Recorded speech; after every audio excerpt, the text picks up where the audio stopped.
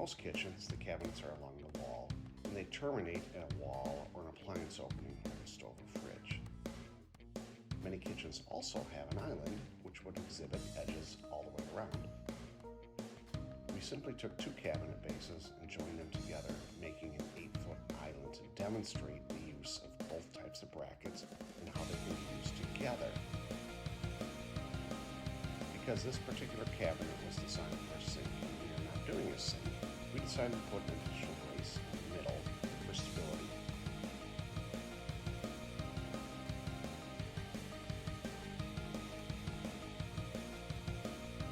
Pouring concrete on top of cabinets requires an installation of a base.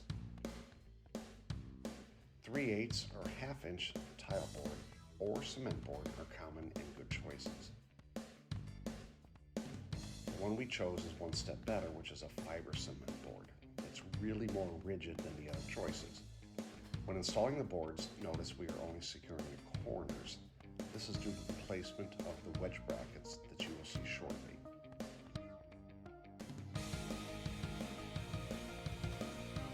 The drawer brackets are used in the drawer openings by attaching to the top cross member. The brackets will come with self-adhesive felt tabs that you should apply to the bracket to prevent possible marking where it touches the cabinet.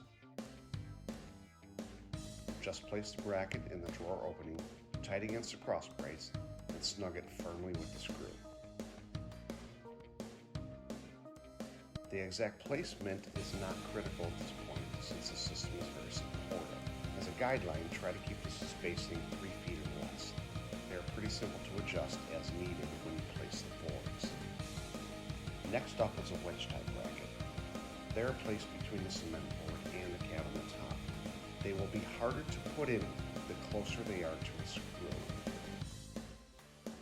That is why we only secured the corners in the beginning. More screws can be placed once the brackets are in. Once the bracket placement is taken care of, you now start placing your 1x3 boards. They should fit snugly in the bottom of the bracket. You want to be sure to get selected lumber, not standard lumber. Select specs are very tight and the boards are very straight. With this system, there's no need to make miter cuts on your boards. You can just do butt corners, which saves a lot of time. Once you are happy with the board placement, you can simply lock the boards into place. We tend to use 5/8-inch flathead wood screws. There's a screw hole for the bottom board and the backer board.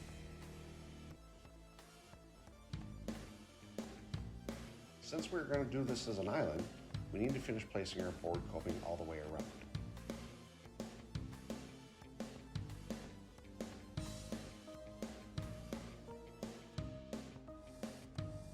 Since nothing is standard length when it comes to cabinets, you're going to have times where you have boards that do not have a perfect length for the bracket placement. You might have to butt boards together. This is especially true when we're using lumber from one job to the next. A simple fix is just bind them together using a flat strap or quote mending strap. Because this wood coping is so rigid, there's no need to worry about sagging. On your corners, usually just add an additional 1.5-inch screw to lock them up.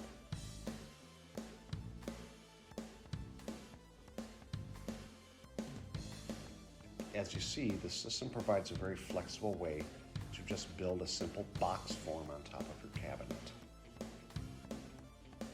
This system is currently designed to use flexible linings to provide an interesting profile.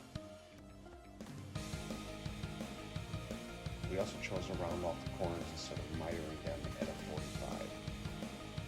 You can just use small brads or finish nails to hold the liners in place.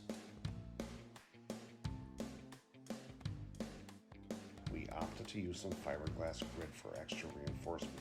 Rebar would also been a good option.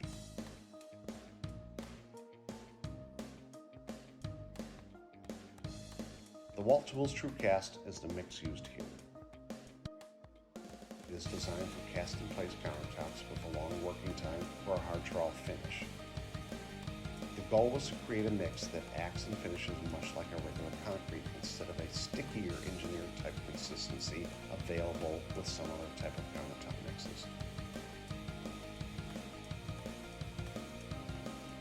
Since our textured edge forms are a little shorter than the wood forms, we just cut a small screed board to fit perfectly inside the forms.